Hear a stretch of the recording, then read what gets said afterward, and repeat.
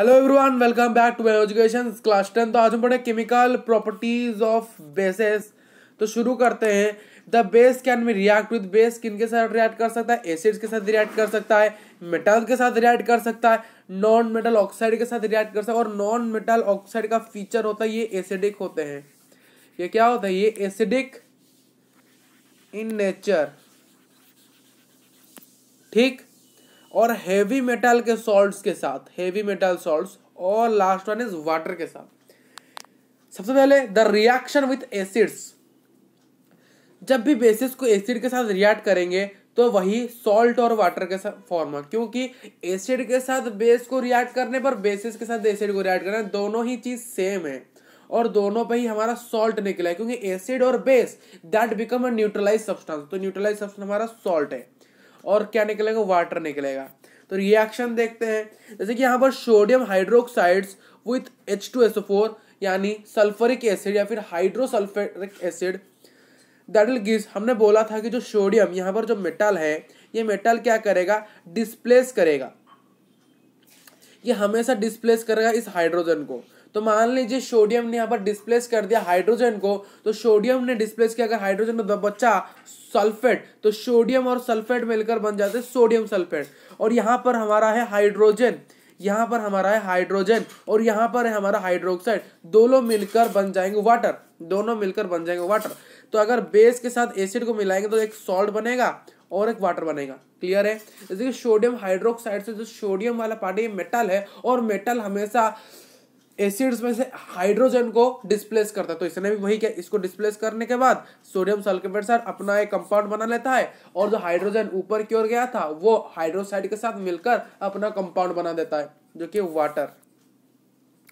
तो आगे बढ़ते हैं। Reaction with metals. The reaction with metals, कुछ बेसिस होते हैं जैसे कि सोडियम हाइड्रोक्साइड ये है NaOH और KOH यानी पोटाशियम हाइड्रोक्साइड, जो रिएक्ट करते एक्टिव मेटल के साथ क्या फॉर्म करते हैं? Hydrogen gas along with the formation of salts. यानी हमने देखा था अगर एसिड को मेटल के साथ रिएक्ट करेंगे तो क्या फॉर्म होता है? सॉल्ट फॉर्म होता है और हाइड्रोजन फॉर्म होता है। उसी प्रकार जब भी हम मेटल को भी बेसिस के साथ, यानी मेटल जब भी बेसिस के साथ रिएक्ट होगा, basis can be react with metal, वही सेम चीज फॉर्म होता है, सॉल्ट और हाइड्रोजन गैस। ये जो एक्टिव मेटल लिखा गया इसका अर्थ क्या? एक्टिव मेटल यानी रिएक्टिव मेटल्स, जैसे कि sodium hydroxide that will react with zinc to form zinc sulphate and hydrogen gas. देखिए यहाँ पर कैसे फॉर्म होगा, ऐसे यहाँ पर कुछ इस प्रकार से। यहाँ पर देखिए ये मेटल है, तो ये मेटल क्या करेगा यहाँ पर? तो ये मेटल यहाँ पर डिस्प्लेस करेगा हाइड्रोजन को। ये जो नीचे है, ये लास्ट वाला जो H लिखा गया NOH से NaOH से, ये जो वाला H है इसे डिस्प्लेस करेगा। तो बच्चा क्या? सोडियम हाइड्रोक्साइड, ये होता है सोडियम ऑक्साइड Na2O। इस सोडियम हाइड्रोक्साइड के साथ ये मिलकर ये इस कंपाउंड को बना देगा सोडियम जिंकेट, और हाइड्रोजन जो कि डिस्प्लेस हुआ था और ये यहाँ पर आ जाएगा हाइड्रोजन, ठीक। यानी सोडियम हाइड्रोक्साइड यानी सोडियम हाइड्रोक्साइड से जिंक को रिएक्ट करेंगे तो जो जिंक होता है वो हाइड्रोजन को डिस्प्लेस करेगा, बचा क्या? सोडियम ऑक्साइड, और उसके साथ कंपाउंड फॉर्म करेगा सोडियम जिंकेट, जो कि हमारा सॉल्ट है, और हाइड्रोजन गैस निकल आएगा। और हाइड्रोजन गैस निकलने का क्या यह है? It can be bond with a pop sound. Hydrogen gas जब भी निकलता है तो वहां पर एक पॉप साउंड की तरह बॉन्ड किया जाता है, तब यहाँ पता चलता है कि यहाँ पर हाइड्रोजन गैस इज रिलीज्ड। फिर बात करते हैं reaction on non metallic oxides. Non metallic oxides क्या होते हैं? जो कि एसिडिक होते हैं। क्या होते हैं? एसिडिक होते हैं। मेटालिक ऑक्साइड बेसिस होते हैं। तो अगर हमारा बेसिस को अगर हम रिएक्ट करेंगे नॉन मेटालिक ऑक्साइड के साथ तो ये एक प्रकार का एसिड ही हुआ। अगर ये एक प्रकार का एसिड है तो एसिड होने के कारण वही सॉल्ट एंड वाटर निकलेगा। जैसे कि मैंने लिखा, basis can be react with non metal oxides. मुझे नहीं पता क्या निकलेगा, तो यहाँ पर नॉन मेटल ऑक्साइड्स की जगह मैं एसिड लिख सकता हूँ कि नहीं? तो क्या निकल रहा था यहाँ पर? क्या निकल रहा था? सॉल्ट निकल रहा था और हाइड्रोजन गैस निकल रहा था। तो वही सॉल्ट विथ हाइड्रोजन गैस यहाँ पर भी निकलेंगे, क्योंकि ये जो सोडियम नॉन मेटालिक ऑक्साइड्स होते हैं ये एसिड होते हैं, बिहेव करते हैं एसिड की तरह।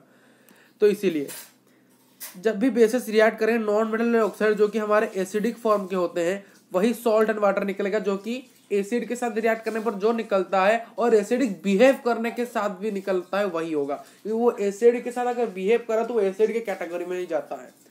फॉर एग्जाम्पल क्या है, sodium hydroxide react with carbon dioxide. Carbon क्या है, एक नॉन मेटल है, कार्बन एक नॉन मेटल है, कार्बन मेटल नहीं है, और इसे नॉन मेटल का ऑक्साइड, ऐसी नॉन मेटल का साथ अगर आप ऑक्सीजन को लिखोगे तो वही नॉन मेटल को ऑक्साइड हो जाएगा। ये हमारा कार्बन डाइऑक्साइड है। तो carbon dioxide can be react with sodium hydroxide, तो क्या निकलता है, सोडियम कार्बोनेट, ये एक सॉल्ट है, सोडियम कार्बोनेट ये एक सॉल्ट है, और hydrogen hard water is release. कैसे ये कंपाउंड फॉर्म हुआ है। ठीक, आप कुछ अगर ये आपको याद नहीं हो रहा तो आपको इस प्रकार से याद कर सकते, आपको ये चीज याद तो रखना पड़ेगा क्या क्या फॉर्म होगा, हमें ये चीज तो याद रखनी पड़ेगी क्या क्या ये फॉर्म होगा।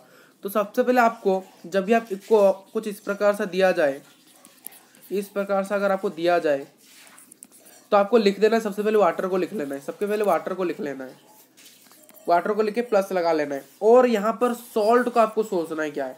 देखिए वाटर यहाँ पर कैसे बन सकता है, वाटर इनको लेके बन सकता है, इसको और इस वाले पार्ट को, तो बच्चा क्या, सोडियम कार्बोनेट, और सोडियम कार्बोनेट तो हो गया, और क्या, सोडियम कार्बोनेट।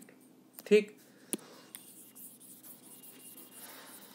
तो ये आपका रिएक्शन था, यानी सोडियम हाइड्रोक्साइड के साथ जब भी carbon dioxide non metal oxide से रिएक्ट होंगे तो यहाँ पर सोडियम कार्बोनेट निकलेगा। जैसे कि हमने पढ़ा था ना, कैल्शियम ऑक्साइड के साथ जब भी कार्बन डाइऑक्साइड को रिएक्ट किया था क्या फॉर्म हुआ था, कैल्शियम कार्बोनेट और हाइड्रोजन वाटर।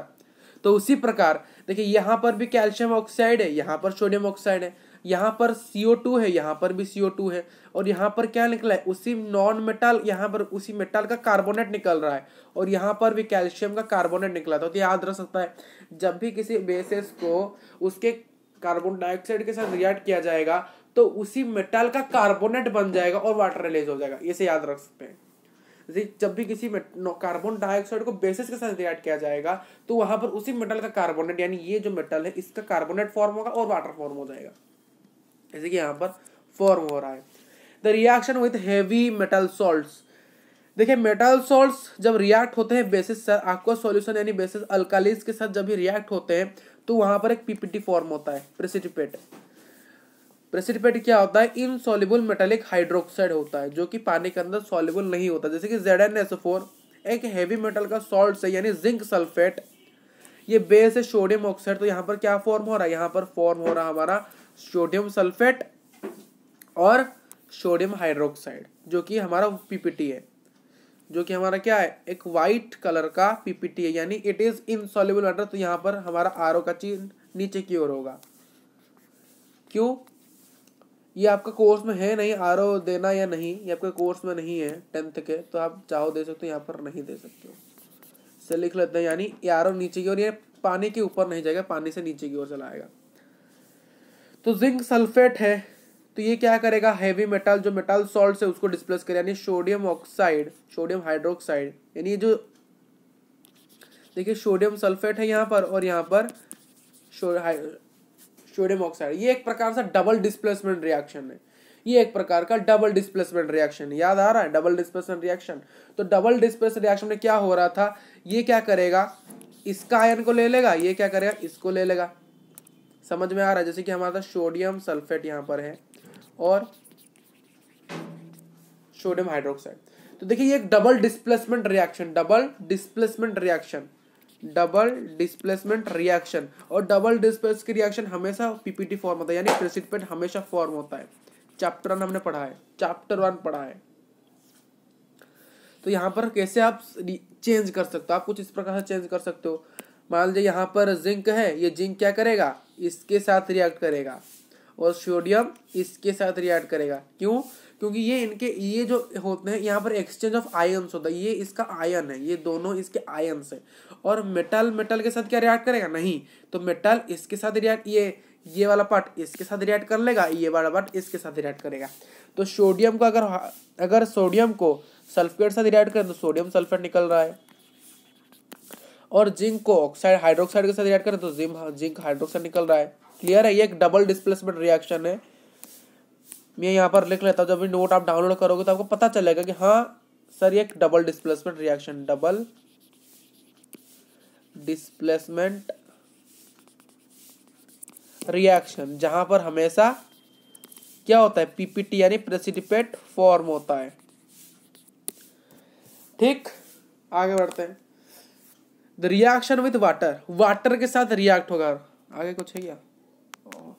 तो रिएक्शन विद वाटर, बेसेस जब भी पानी के अंदर डिजल्व होंगे तो OH माइनस, ये बताया था बहुत बार होता है। ये बेकर लेना, एक बेकर को अलग करेंगे कुछ ना, ये कि बेकर मान लीजिए इस प्रकार से, इसके अंदर पानी भर देते हैं। इसके अंदर क्या भर लिया मैंने? पानी भर लिया। तो पानी भर लिया, तो अगर मैंने मान लीजिए इसके अंदर यही सोडियम हाइड्रोक्साइड को डाला, सोडियम हाइड्रोक्साइड को डाला, तो डालने पर क्या होगा सर? जो सोडियम हाइड्रोक्साइड जो OH है ये अलग हो जाएगा और जो सोडियम है ये अलग हो जाएगा। जैसे कि यहाँ पर है, मान लीजिए सोडियम हाइड्रोक्साइड को मैंने वाटर के अंदर डाला, यहाँ पर ये जो आरो है, ये जो आरो है, इस आरो के ऊपर यहाँ पर आपको हाइड्रोजन लिखना है। क्यों?